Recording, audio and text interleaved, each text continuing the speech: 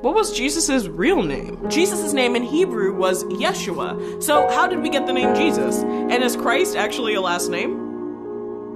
Perhaps the most well-known name in the entire world, Jesus Christ, is the name of the Messiah of the Christian faith. And that name has become pretty widespread, regardless of your personal beliefs. But there's something unusual about the name Jesus, since in the original copies of the Bible, his Hebrew name is actually written as Yeshua, which more closely aligns to the English name Joshua. So where did this translation come from? Well, this is a relatively compact history that has to do with things altering as some words became lost in translation. So let's start off with our first question, which is, what language was the New Testament originally written in? Well, it wasn't written in English or Hebrew, but rather Greek. But notice how my question centered on the New Testament and not the whole Bible. That's because the Old Testament, or the books of the first half of the Bible, were written originally in Hebrew and Aramaic, but the latter half of the Bible, or New Testament, was written in Greek. So this leads us to our next question. How did Yeshua become translated to Jesus? In the text, a Greek-English lexicon compiled in the 19th century by Henry George Liddell, Robert Scott, and others, Yeshua was translated into ancient Greek as Jesus. And that's because the original authors of the New Testament were trying to convert the sound of the Hebrew name into Greek letters. But since they didn't have the letters or spelling to represent the sh sound in their language, they substituted an S sound in the middle, and that led them to Jesus. But even though there were other men with the first name Yeshua in the Bible in the Old Testament, and also men with the same name who were contemporaries of Jesus, their names were written in Hebrew and thus stuck closer to the Joshua translation once their names were converted into English. But it took a while for the J sound to be placed in front of Jesus. It wasn't until 16th century English translations of the Bible that Jesus was spelled as Jesus. So the men named Yeshua in the Old Testament became Joshuas, and the Yeshua of the New Testament was transliterated to Jesus. And the distinction of translation versus transliteration here is key.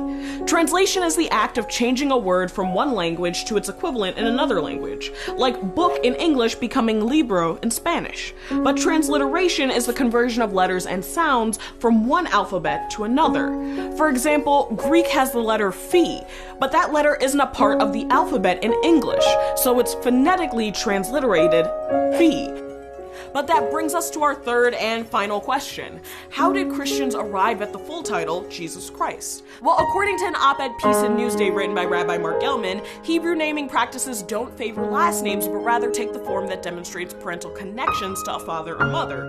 Gelman notes, a Jewish name is your first name in Hebrew followed by a connecting word ben, which means son of, if you are male, or bat, which means daughter of, if you are female.